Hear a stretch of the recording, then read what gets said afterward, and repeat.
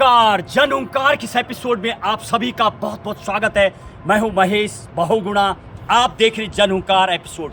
आज के जन ओंकार एपिसोड में आपके ज्ञान के लिए सुप्रीम कोर्ट की लैंडमार्क जजमेंट और साथ ही साथ संविधान की धारा 111 धारा 200 आपको बताएंगे। अप्रैल के मंथ में स्टेट ऑफ तमिलनाडु और गवर्नर को लेकर के जो मामला पहुंचा था उसकी भी देंगे आपको अहम जानकारी। क्या है राष्ट्रपति के लिए जो धारा 111 राष्ट्रपति के समकक्ष विधेयकों पर अनुमति के दौरान जो वर्णन किया गया है संविधान में क्या है। पहला, विधेयक पर अनुमति देता है जब राज्यसभा लोकसभा से विधेयक राष्ट्रपति के पास पहुंचता है तो संविधान की धारा 111 के अधीन राष्ट्रपति संविधान को अनुमति दे देते हैं और कभी कभी अनुमति रोक लेता है। राष्ट्रपति रोकने की शक्ति होती है। और तीसरा, विधेयक कभी कभी पुनर्विचार के लिए संसद को भेज दिया जाता है, यानी राज्यसभा लोकसभा दोबारा उस पर विचार करेंगे। और यदि वो राष्ट्रपति के समकक्ष पुनः वही विधेयक जब प्रस्तुत हो जाता है तो राष्ट्रपति उस विधेयक पर अनुमति नहीं रोकेगा। साफ संविधान में ये व्यवस्था है।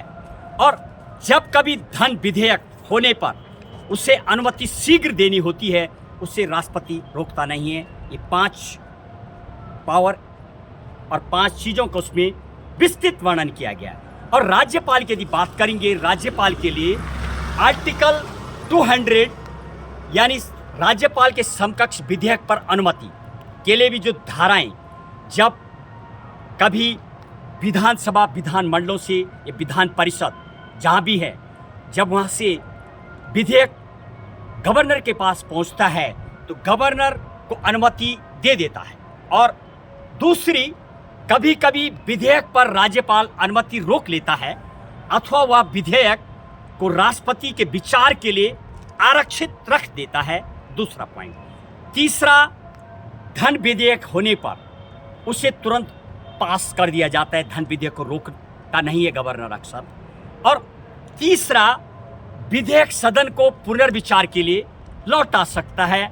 कोई उस पर संदेशा लिख करके कोई विशिष्ट बातें, कुछ संशोधन करना हो, उसके लिए भेज दिया जाता है। और पुनः यदि वही विधेयक यदि राज्यपाल के पास पहुंचता है तो राज्यपाल को उसे पर अनुमति नहीं रोकेगा। साफ ऐसा संविधान में लिखा हुआ है।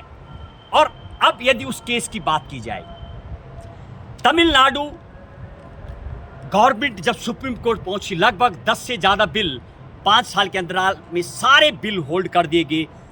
इसका मतलब कहीं ना कहीं टसल जब से देश आज़ाद हुआ तब से देखने को मिला। और प्रथम राष्ट्रपति डॉक्टर राजेंद्र प्रसाद के द्वारा भी उस टाइम इस 1954 में एक बार पावर इस्तेमाल की गई थी। और ज्ञानी जैल सिंह 1986 में भी ऐसा देखने को मिला था।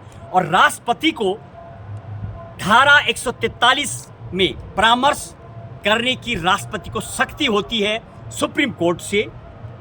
और सुप्रीम कोर्ट से राष्ट्रपति के द्वारा 14 प्रश्न पूछे गए हैं। क्या कहा सुप्रीम कोर्ट ने, देखे हमारा अगला एपिसोड, विस्तृत आपको देंगे जानकारी। यह भी अहम राष्ट्रपति ने पूछा है जो टाइम बाउंड को लेकर के पूर्व में 2 जजों का जो फैसला आया था, क्या ऐसा करने की सुप्रीम कोर्ट को पावर है। फिलहाल सुप्रीम कोर्ट ने कल जो अप्रैल का केस था उसके बाद जो नवंबर में सुना गया, उस पर सुप्रीम कोर्ट ने पूरे 14 प्रश्नों का जवाब देते हुए कुछ मुख्य बातें यदि आपको बताएं तो वहां पर सुप्रीम कोर्ट ने कहा है, आर्टिकल 142 के अधीन जब सुप्रीम कोर्ट का विवेक या इंसाफ देता है तो अपनी शक्ति का इस्तेमाल करता है, लेकिन संसद के द्वारा बनाए गए किसी नियम का खंडन करने का कोई पावर सुप्रीम कोर्ट को नहीं होती है। सिर्फ वो एक उस पर इंटरप्रिटेशन कर सकते हैं। और क्या थे वो 14 प्रश्न, देखिए हमारा अगला एपिसोड जन हुंकार में देंगे आपको विस्तृत जानकारी। बस आज के एपिसोड में इतना ही। जय हिंद, जय भारत।